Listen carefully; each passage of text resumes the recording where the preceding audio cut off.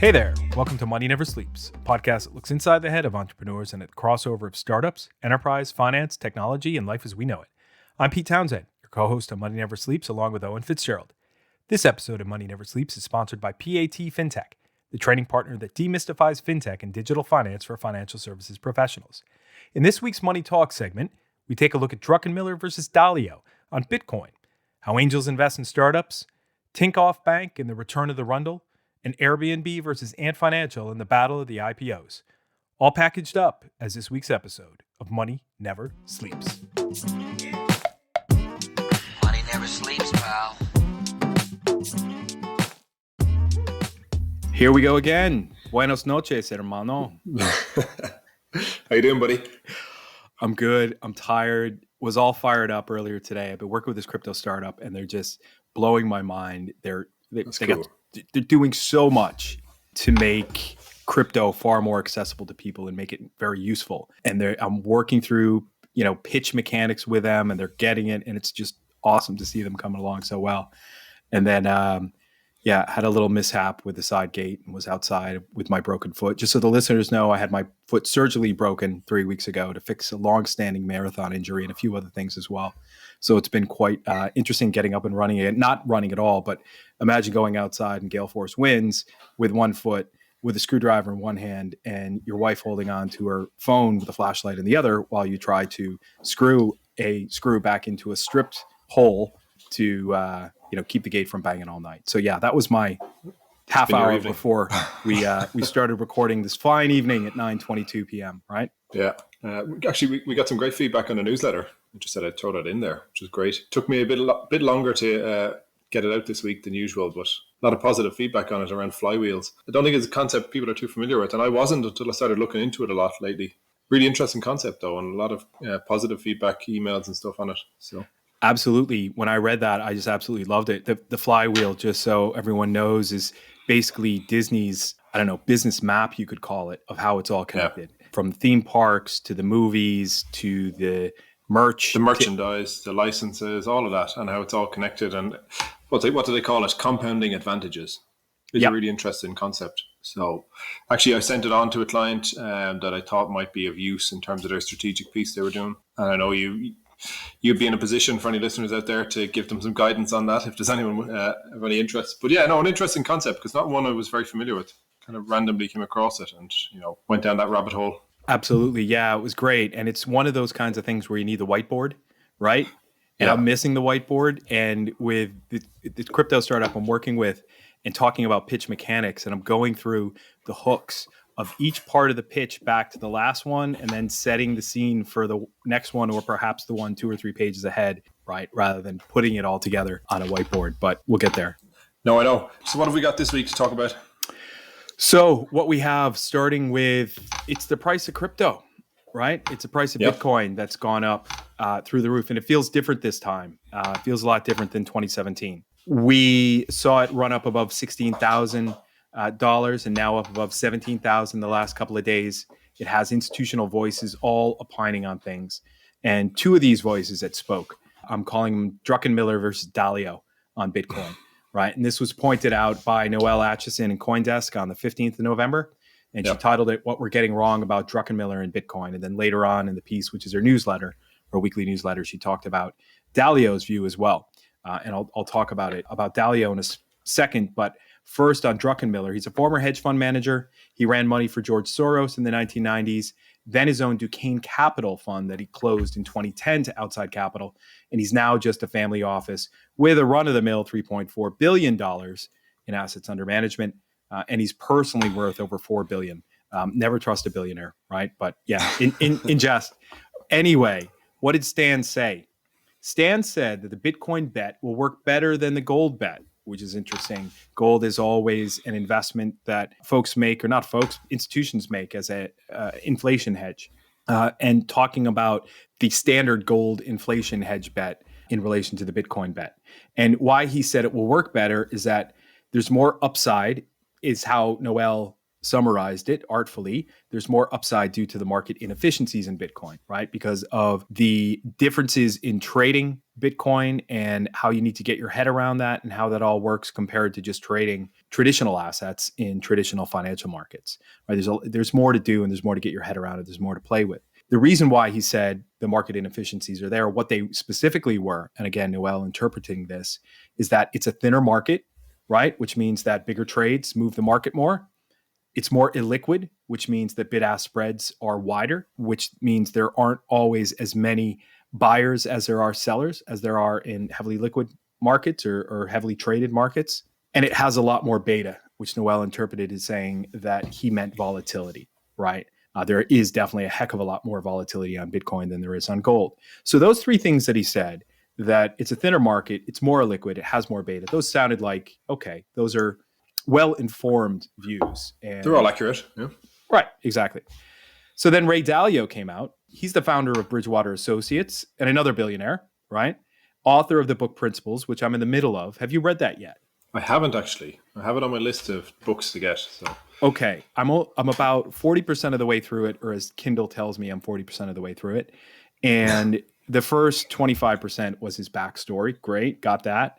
Built an incredible business, and I love the way that he did that. Won't get into it. I'll let you guys read the book. And I'm now in the part where he's talking about his life principles. But the big thing I'm getting out of this, and this came out in the crypto Twitter over the last few days, is the truth, right? He's all about getting to the truth. It's not about, hey, I've got this opinion, you've got that opinion. Let's argue about who's right. Let's find out what the truth is and what we do about it. And that's one of my key takeaways from the book. But I'm flipping through it rapid fire because a lot of it feels like common sense, but hoping I'm going to get some more sages. Is that the thing? Just wisdom, right? Wisdom is what I'm looking for. Okay. Anyway, so what he said is that you can't buy anything with Bitcoin easily. It's too volatile and it might be outlawed. I love you, Ray, but I can't wait to see the time machine that brought you back to the year 2012 when you came up with these things. Okay. Now, he didn't really set off a firestorm of a bunch of people jumping all over him on crypto Twitter. Now, I didn't read too much into all the replies and everything. You might have got some volatility thrown back at him. But what he's basically pointing out are things that people have already got their head around and already produced tons of material on. And one of the responses on crypto Twitter was Fidelity Digital Assets. Fidelity Investments have built their own digital asset custody solution and execution solution for Bitcoin primarily. They said, listen, Mr. Dalio, and they referred to him that way, which showed the tons of respect that folks have towards him, basically put in front of them their pushback on the pushback piece. So they did this piece, and it landed in my inbox last week on here are the 6 things that people commonly are misinformed about when it comes to Bitcoin or crypto in general. And here's how to dispel those that misinformation. And Fidelity Digital Assets basically said, here, dude, go read this. I think he will, right? You know, he's been humble about it. He said, listen, if I'm wrong about this, I'd love to be, corrected and sent in the right direction. I think Fidelity definitely sent him in the right direction. Anyway, big question.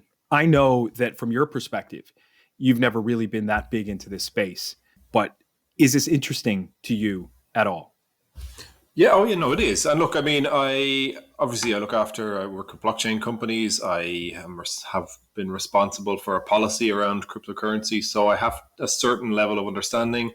I think I bought €20 worth of Bitcoin there a few months back. I sold it out at 27. So I did pretty well. Buy yourself an ice cream. Yeah. No, do you know what? It's a funny one because I have been following it, and we'll put a link to the episode in the show notes. It was a fantastic interview with Anthony Popliano and Dave Portnoy from Barstool Sports, and Pomp is big on Bitcoin, and he was trying to explain it to Portnoy, and I think it's a really useful example of just the general kind of view of the world that, investors, either experienced investors or people who, dabble in it, but would like Portnoy's view was that, he just didn't understand it. He, if he lost his shirt on it, he wanted to have someone to blame. And there isn't that someone when it comes to Bitcoin. But, the reality is, and Pomp's argument was, if you take 1% of your assets and put it in Bitcoin, the bit I understand is that as an asset, as part of your portfolio strategy, why wouldn't you? Yeah. It's just an asset class. Like, in some ways, don't overthink it. I'll probably go back into it. I should have kept my €20 in it. But yeah, if I had the money, I would assign a portion of it just as an asset class. It may go up or down. The bit I'd want to understand is and I know you know the name of it, like the companies that are piling into it. Yes, MicroStrategy, PayPal. And now even PayPal, like the reality is PayPal are just are processing it. Square, Square. Yeah, Square. Sorry, was Square. Yeah, and like it seems like revolutionary when you have like PayPal and stuff, but like the reality is they're just getting in on something and they're charging fairly extortionate fees on the transferring of it or the cashing in and out. Like it's not. I didn't think that was groundbreaking. Square putting a chunk of money into it is different than PayPal just allowing you to cash in and out using PayPal. Yeah, I didn't think that was really groundbreaking at all. It made a lot of noise, but like the reality is it's a thing that's here. It's been here. It's staying. It's an asset class. It's volatile. Maybe it doesn't make sense if you look at it from your normal kind of view of the world and your, I suppose, terminology or criteria you'd use when analyzing some other asset class. But just keep it as a portion of your portfolio. Yeah, I think nothing more than that. Don't overcomplicate it, because I don't think you can. I don't think you can understand it enough, or there isn't the answers there. Jamie Dimon. I think it was today. Jamie Dimon came out and he talked about it not being his cup of tea, but that the bank, JP Morgan, they're going heavily into that space. Because they see the potential. But Bitcoin itself is just not his cup of tea, as he phrased it. And I think there is that, what I call it, older generation. I don't know if that's the best way to describe it, but more, I suppose, not even older, more experienced, but used to things being a certain way. Yep. I know. And it's, the world is changing so fast. And this run up feels a lot different than it did in 2017. In 2017, when it got pushed up, a lot of that with the ICO craze that was going on and where folks were buying Bitcoin and also buying Ethereum to fund basically the ICOs, or they were using Bitcoin to buy into the ICOs. And so you need to get Bitcoin in order to get into the ICOs. And 80% of the ICOs turned out to be frauds or failed. But that's it, right? I think we've long moved past the idea of it being outlawed. Even the fact that he would phrase it that way, I'm like, yeah, you're right. That's a 2012 view of it. It's not that anymore. Like central bank digital currencies and all these things. So it's not going to be illegal. It's not ever going to be illegal. It might be used in illegal ways, but Jesus. Banks, there's plenty of banks out there that have been fined heavily this year for money laundering, so it's not exactly like they're squeaky clean either.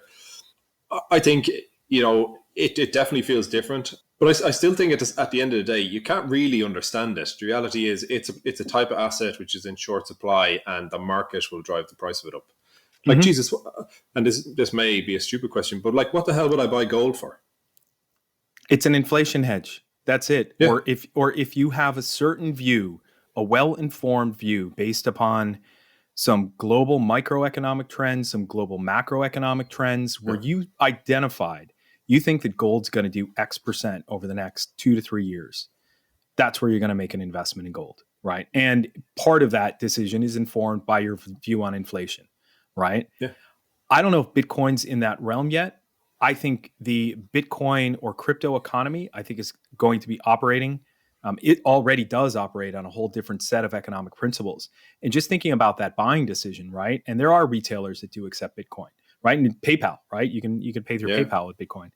And if I had a major store of Bitcoin wealth and where I was making a decision about paying in US dollars or paying in Bitcoin just because, I don't know, it was before payday and I wanted to buy something and I just happened to be sitting on a pile of Bitcoin, I may make a decision to pay with that, right? Yeah.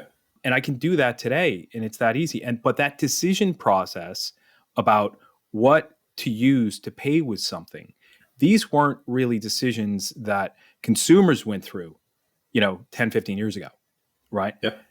That is becoming more of a thing. And I think that is going to change. And I've said this before, the textbooks that our kids are reading, in 10 years time, maybe not 10 years time, maybe, 15, 20 years time, in terms of how the economy works, right? I think this is changing things. It's slow, and there's a lot of different storylines that will continue to unfold around this. But it's, I think you nailed it by saying it is a finite asset. There's a finite supply of it. And, people are talking about ridiculous numbers of 320,000, I've friends talking about, well, 20K might be the new floor. And to everyone out there, do not take this as investment advice. Only invest what you can afford to lose. Okay. Exactly. And no, do you know what? I think actually a big part of what's different to 8 years ago is that the whole concept and the ease at which you can now trade even fractions of shares. Like the reality is I can go into my Revolut and put it into fractions of shares or put it into a fraction of Bitcoin. It's no difference ultimately. And if I have disposable cash, and I think that's the big difference. It's made it more accessible, but it's made it more accessible and more comparable to just something else. Because I go into my investing part of Revolut and I can invest in gold as well. So it's just become another asset class there in the same way. And I think, and like you said, the fact that, if I have that money sitting and I've made some sort of gain in Revolut, I can cash that out mid-month or whatever and be like, I need to pay for something. I have that bit of money available. Whereas, the typical investment kind of portfolio, and you have it in stocks and shares through your bank or through your stockbroker or whatever, it's not liquid. So whilst Bitcoin is not liquid in the same way, it's still accessible through the likes of a Revolut or something like that. So it makes it easier for people, I think, to dip in and out of it, which makes it more, obviously it helps on the price side, but it just makes it more comparable to a normal type of asset then. Yeah, absolutely. And I did have a recent experience where professionally I was paid in crypto for something, and I went through the whole process with that and was just, even though I've traded Bitcoin and ETH before, it was that commercial process of going through this and making sure it landed in the right business accounts and all those types of things after the fact. That was just a joy and a delight to go through and just see how quickly it all moves and how safe it felt, right, was the big thing for me, which was really cool. And the funny thing is, you wouldn't have taken the same payment in shares in Apple or whatever. Absolutely not. But yes, it's the same thing. I know. I just feel like it. I feel like it's becoming a currency, and it's something of value. And I have a view on the floor of a couple of different cryptocurrencies, and I feel comfortable accepting payment in that for business services. So, but it was eye-opening to go through that process, and I didn't expect. Key point with all this, I think, either way, the opinions expressed by everyone out there, especially by more and more big names in finance, whether they're well-informed or not, it's okay. It's not their fault if it's not well-informed, and they will figure it out. It's just another notch in Bitcoin's belt, holding up their big, huge, growing trousers of societal acceptance. Right, is kind of my capper on that. On that note. On that note, speaking of investing, so my favorite, Sifted. I'm just always loving what they publish and what they produce, what they curate, what they find and point out to me that I missed. Right, so shout out to them for this. They included in their newsletter in the last couple of days, or their email in the last couple of days, reference to an article that Gwen Sally had done. And she is the head of investment and services at Station F, the Paris-based startup incubator / accelerator. I think it's probably more of an incubator. But the article was how to raise funds with a super angel, and an interview with Fabrice Grinda. And he runs FJ Labs. He was a serial entrepreneur. He basically came up with the European version of eBay back in 2000, did quite well out of that, and is now not a billionaire, but a 100 millionaire. So I think you could trust him, right? So he gave a look in this article right down into the depths of how FJ Labs make investment decisions, them and their team. He is an angel, or super angel as they call them. Generally, super angels invest at the pre-seed or seed stage, sometimes follow on to the later stages if they have the capital to do that. But when you're investing in that level, generally you might have a prototype of a product, but there's no recurring revenue and there's no customers. So there's a lot of risk, right? And you definitely don't have your head around. You may have some nice financial projections, but generally at that level, they're going to be pretty finger in the air. So it was all wonderful reading through this piece that Gwen wrote with Fabrice, and basically it was an interview, and where he said, the basic things that he looks for when he's making an investment at an early stage startup is 1, do we like the team? Nice. Yep. 2, do we like the business? Of course. 3, do we like the deal terms? Generally, that's prescribed by the angel at that point, so they're probably going to like it. If not, they'll walk away. And 4, does it meet our thesis of what the world currently is and where it is going, right? And that's, that's understandable. Thought that all sounded great. And then I got down to a latter part of it. There is a detailed list of unit economics that they want to get their head around before they make an investment. All the wonderful things, all the wonderful acronyms, CAC, and a shout out to Shane Brett, who expressed his view on CAC at the Admitivate conference a couple of years ago. Basically said he didn't know what CAC was. And when someone said to him, well, it's the cost of client acquisition. He's like, well, I'll tell you what the cost of no client acquisition is. That's bankruptcy, right? LTV, all the wonderful good stuff, and different versions of that with different suffixes and prefixes on CAC and LTV. LTV is loan to value, not loan to value, lifetime value. Lifetime value of the customer, yeah. LTV when you're dealing with hedge fund lending, as I did years ago, way before Madoff. Anyway, all that good stuff. And I was thinking, I wanted to ask you about this, right? Because you're bringing a lot through seed stage, pre-seed. I generally, in what I do, I'm not seeing this level of depth or grasp in unit economics, either by the founders or by the investors at this stage. Are you seeing numbers asked for at that detailed level before a seed stage investor is making an investment? I'll be honest. I don't think I've ever seen that presented in a deck or discussed in any level of detail. Like it's far too early. What am I looking at? Obviously, I'm looking at the basics, but we pay a lot of attention to the kind of cash flow model and the projections, but really it's trying to understand the assumptions, because look, the numbers are finger in the air. I'm working with a client at the moment. They had projected 7K revenue last month. They booked 44K, changes everything. But, it's the underlying assumptions. And we're looking at the kind of, if it's a SaaS business and their revenue model and their license model and, the stickiness of that customer ultimately, and how ingrained they're getting into with that customer, and how difficult it'll be to unwind it, because those things will lead towards being able to understand the lifetime value. But I don't recall having ever seen it. And I look at obviously plenty of Irish stuff, but I see plenty of stuff from different markets as well, just for reference. I don't recall ever seeing it.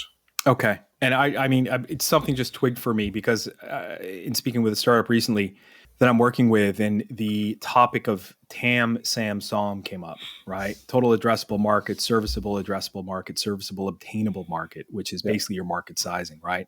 And what I said to them was, listen, finger in the air. Who cares what the number is? Just get the framework down. How are you actually going to size your market? And then you can go do all the research to find out what those numbers actually are, right? With the unit economics. That's an important one. You absolutely need that. That's a no-brainer. A whole bunch of that's one where you don't see necessarily the framework, and you don't see enough kind of criteria around it. It's, the market is this, and we're targeting 5%, and on the basis of that, this is what we'll turn up. Yeah. And you're like, well, no, I need more than that, guys. So that's sort of something, is something we look at, and we'll always kind of go into detail on. Yeah, absolutely. And the market sizing, I was speaking to folks as well, and it was, the wealth management market is 200 trillion. Let's start with that, right? And then we'll work down from there. But you have to, for your market sizing, you have to kind of figure out your own framework, right? Are you going to look at this by number of users? Are you going to look at this at flow in terms of, the actual dollar value or euro value or pound value of the market that you're attacking? When it comes to unit economics, you already have a framework that's widely accepted out there in the market on what the unit economics should be, right? And what lifetime value should be. You kind of just have to get your head around it a little bit more and apply it to your business. So I think you can come up with the numbers, and I think I would be impressed to see this. And I think I'm going to have a look at the FJ Labs deal memo and see if I can translate that into something that's useful without it being overbearing and overkill. Because I think helping a startup put those types of numbers in front of an investor will be demonstrated at the very least. We've really thought through our market. We've really thought through what we're going to sell and how much we're going to sell, and our ability to scale that, right? Because when you get into year 2, 3, 4, 5, you really need to be talking about how you're going to scale it. But that's what I mean. It's the assumptions. I don't really care, and it's the same with the addressable market piece. I want to know that you've considered it, and this is your framework for considering X, Y, and Z. And at least then I can pick that apart. And whether it's based on what's out in the market and what other competitors are doing or whatever, at least it shows that you've thought about it. So my focus is always on the assumptions around the growth and the delivery to customers and all that, conscious that, the numbers are irrelevant to a degree. So yeah, absolutely. I don't see it referred to as CAC or LTV or anything like that, but it is the assumptions around obviously making sales and growing the business. Absolutely. Okay, good. I think we agreed on that, but I think there's a path forward to look at this a little bit deeper. And just to finish on that one, I mean, there's a hell of a lot of good content out there around these particular topics. I'll see if I can find some. We can put some in the show notes. But there is. It's one area you see a lot, especially on the SaaS side, around modeling this sort of thing and the assumptions of that. There's a lot of really good content out there from VCs and operators and stuff. So there's no shortage of focus on it. Absolutely. Yeah. And I've got my list, it's now growing in my bookmark bar to about the entire length of the screen in terms of all these little helpful resources. And went through with the guys I was working with today. CB Insights have this great view into pitch decks that have been used to raise money over the years. We went through 5 or 6 of them and pointed out the high points and the low points.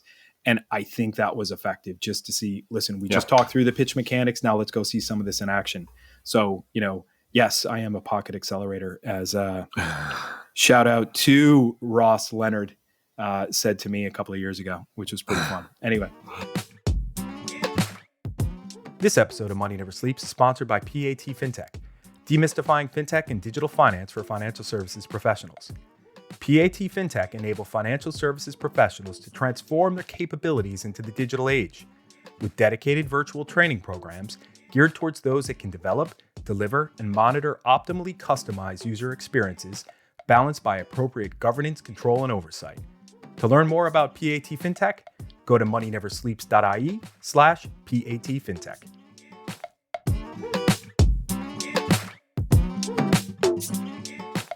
Moving on. Yep. The next one you pointed out, Tinkoff launches Tinkoff Pro. This was actually pointed out by Simon Taylor from 11FS. Shout out to Simon on Twitter on Monday, the 15th of November, also reported by Tinkoff News. I couldn't get into the Tinkoff News website. It was just rolling over on. Yep. Tell us about this story. Yeah, and like I said, it wasn't even that I saw it as a news story, but it was that Simon had promoted. But it comes back to the Rundles idea, the recurring revenue bundles that we talked about. Yes. And to me, Tinkoff is probably the one out there that's closest to the likes of a WeChat. And it's them going after the subscription model. So really what it is Tinkoff Pro is an all-in-one financial subscription to its ecosystem and partner services. So it allows you to use all of the products and services on one particular fee. So, for example, you get Tinkoff Mobile, insurance, bank, travel, business, lifestyle services, investments. So, you pay one set fee on your card, whatever card or whatever kind of program you're set up with, and whatever monthly payment you're making, it gives you automatically increases your interest on your savings accounts, higher cashback on travel, entertainment, transfer limits, all this sort of good stuff. And then as well as that, it's a subscription into their partners. So things like premium subscription to the largest kind of video providers. They're the equivalent to Netflix and others out there. This to me is where the likes of a Revolut and others haven't moved. And I'm really surprised that they haven't yet, because I'm on Revolut. Obviously, I got an email a few weeks ago about, Revolut subscriptions. And I got all excited thinking, finally, they're moving into this space. And it was just we can manage your subscriptions that you already have. Like, if I have something that comes out of my account every month, I think it's Spotify or whatever on Revolut, it's now under subscriptions. If I click into that little drop down or whatever, I'm like, wow, like that's it. Yeah. Thanks very much, Nick. Yeah. Yeah. So like the reason, like I said, the reason I thought it was because we'd kind of gone into detail on the Rundle's idea. It was probably a month ago, if not more at this stage. But this is the first one that's really out there, really pushing it ahead. Like I would see it that this is what will separate the Sterlings, Monzos, and Revolut to the world, who can bring in the additional services into their ecosystem for one flat fee. That's what people will want. That's how I think you'll end up getting that customer and making the customer stickier and doing more business with them. Yeah, I had a look into the Twitter run through on this a little bit and saw that replying to Simon on this was a guy, Paul Loberman, a fintech customers and products, always. Love SME, love super apps, great. Indie hacker noob. Generally, I think just out there talking good things about fintech, which is good to see. But he said, reminds me of a conversation he had with Bradley Lemur, who's big into fintech in the US 6 years ago, and said what basically you just said. What has stopped banks from doing this already with Netflix and Amazon Prime? Mobile provider contracts, bundle value with free Spotify or Sky Sports streaming. Would you pay for your N26 or Revolut if they were packaging all this up for you? I think people will. Yeah, absolutely. Yeah, absolutely. And I think it's a no-brainer. And it goes back to a tweet from Paul Oberman from 2018. And you see, the difference is that the banks aren't going to do it because they don't have the relationships. I mean, you need to have a certain relationship to be able to bring in iTunes and Netflix and the others. You know, you're not coming at that from a bank. That's not your partner. It's a non-financial product. The challenge here is that banks typically, haven't been able to sell non-financial products, so they don't have the depth of relationships that a tech company would have, or coming at it from the other side of it. Yeah. It's all about distribution, and if I were Netflix entering a new country and there was a relationship available with a challenger bank in that country that it already has, 500,000, 1 million users, whatever, I'd love to partner with them. Yeah. And you know that the integration and everything would be a hell of a lot smoother than trying to work with an established player. Absolutely. So really interesting. And again, like the first real example in on this side of the world of that kind of Rundle that we talked about. And I love the Rundle. It, like I said, the last time it came up with shout out to Prof G. Yeah. And shout out to Prof G, but it also reminds me of a word from high school that my friends and I used to think was quite funny. And I won't share what that is, but shout out to Kenny White. And he'll know exactly what I'm talking about, won't you, Kenny? Anyway, moving on from that. Yep. There was a few stories that came up that were all somewhat related that were quite interesting. So the first one is the Airbnb IPO, which is going ahead, right? Over the last couple of days, maybe the last week, all the different news outlets were capturing, here's all the things you need to know about the Airbnb IPO. And I won't go through them right now, but it feels like the Airbnb IPO shouldn't happen with everything going on with the pandemic. How can you actually feel positive about a business that is geared towards people traveling? For the most part, is geared towards people traveling. It just doesn't feel right. The Ant IPO, the Ant Financial IPO in China, that didn't go because Jack Ma spoke too much from the hip about what... He said some mean things, I think. He did. He spoke too much from the hip is a nice way to put it, right? Yeah, he did say some mean things. That the Chinese government just kind of said, all right, you want to say that about us? We're going to cancel your IPO, right? Yep. So that got pulled out. But the Ant Financial IPO should have happened. Absolutely should have happened. Oh, yeah, they're killing right? us. Yeah. So this is a view into regulatory intervention, right? And, should the regulator intervene in the Airbnb IPO because travel with the pandemic is curtailed? No, I don't think they should. I think they'd be overstepping their boundaries. I think Airbnb should have made the call to put it on hold for at least a year. But the regulators stepped in with Ant. Regulators also stepped in Brazil with WhatsApp. A couple of months ago, we covered this, didn't we? Yep. Yeah, I was going to say, and in a surprising coincidence, obviously, WhatsApp wanted to roll out payments in Brazil. It's one of their largest markets. The regulator stepped in and said, no, we have to hold off. Lots of things we need to look at.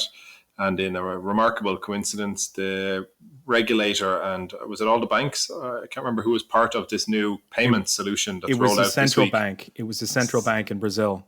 Yeah, rolled out their own payment solution. Yeah. So there were whispers of that. Then I don't think we might have mentioned that it was pulled back, but the whispers around the central bank doing their own thing at the time. But yeah, absolutely. So they said, sorry, you're not going to do that. We need to go first. I don't know where we go with these regulatory overtones. We've seen, obviously, the political themed struggles with TikTok. Is this something we're just going to have to come to expect? Possibly. Like, I remember when we looked at it, when we were talking about TikTok and others, we were talking about this kind of breakup of the global market, and a focus on, country-specific markets, for want of a better description. And it seems like this is maybe what's starting to play out a bit more, is that regulators are starting to get involved. Because, look, obviously, the central bank and Brazil could be seen to benefit from a locally sourced or a locally created solution versus a WhatsApp coming into the market. Are we going to see more of that? I mean, the Ant Financial one is kind of funny in a bad way, in the sense that obviously he spoke his mind at a conference where the head of the central bank or whatever had only just spoken on stage prior to that. So probably pick your battles a bit more wisely. And you can kind of dismiss some of that and be like, oh, well, look, that's what goes on in China, maybe. But seeing more of it in other markets, it's a kind of worrying trend in terms of, especially when you work with companies who are trying to scale internationally. We are a small market. We're not the target market for our companies we work with. It does make them have to really seriously consider the different markets they're looking to go into and the regulatory regime there and the challenges around that. I'm with you. It's I just feel like the world has changed immeasurably in the last couple of years. And maybe it's just I'm getting older. It's not that I'm pushing back and that I'm afraid of it. I'm embracing it and saying, let's go forward with whatever happens. But I think the textbooks are gone, right? There's just, I think there's no more rules to how business, how commerce, how international diplomacy, how national domestic policy, any of that. I think it's all off. I think what it might end up being is more beneficial for Europe as a market and Ireland by association then, because we'll have one set of regulations for 27 countries. We then become a more attractive market than, if you're coming from Asia or coming from the US, well, where do you go? Well, you know that you can operate in the EU under pretty much the same guidelines everywhere to a degree. And the UK, obviously with Brexit, they're stepping outside of that, but they always had been doing their own thing anyway from the regulatory point of view. Absolutely. So it might end up being very beneficial in that respect, which would be a good thing. But I think you'll just see clusters or a breakup of kind of this whole global view of the world. Yeah, I know. And I would agree with that European argument as well, especially to loop it back to the beginning in the crypto space. And there's a lot of progressive regulation, both in draft and also in chatter coming out of Europe. And I'm speaking with a few folks about that as well. So all good stuff. Good news, we hit 12 today in the pod charts for Ireland in the entrepreneurship category, which is our category, right? That we're tracked on. So that was big. I had a couple of good experiences in the last week just from things that came from the different episodes that we're publishing. But I think last week when we had Chris Burge on from Spark Crowdfunding, that was really eye-opening for me. And I pushed that out from the Irish Tech News website today that gets posted up to as well. And, said that on LinkedIn that, listen, this is something that people really got to think about because there is a big gap in Ireland. There is a big gap that needs to be filled. My pal Lambert Despo, shout out to him. He's on his way to Barcelona. He came back and said, listen, Pete, it's not just Ireland. It's all of Europe that has this problem. And there is a big gap to fill. And folks like Fabrice Grinda from FJ Labs, for all his best intentions, he can't fill that himself. And there's not enough of those angels out there that are taking these kind of risks at the seed stage, like our pal Jason Calacanis in the good old US of A. Also watched today, I should have watched this before, but Brian McMahon from Expert Dojo, who we had on a couple of episodes ago, I watched his TED Talk video that he had sent to us before. Yeah. I had watched it previously the first time around. I hadn't watched it, and I watched it today, and I'm like, okay, that makes a lot more sense now that I'm hearing it from that perspective than when I was listening on the broken line when it snapped during our interview a few weeks ago. So, going back and listening to that one more time as well. Cool. Any other key points from you before we shut this one down for tonight? No. Like I said, great feedback on the newsletter so far. Keeping it moving along. I think we've got some good guests coming up over the next few weeks on the podcast as well. Plenty going on, coming up to the end of the year as well, getting very busy work-wise, but good busy, lots of good projects to be working on, clients to be helping out. So it's all good. Absolutely. I've got in my email inbox, I've got, I think 6 or 7 very interesting people to talk to for episodes. Out of those 6 or 7, there are only one is not a white male. So that's a bit of a problem. We got to do a lot better in that area. So, looking to do better there. Anyway, I think we'll call it at that for tonight, Eoin. Thanks, pal. Yep. Adios. Fun as always. Take it easy.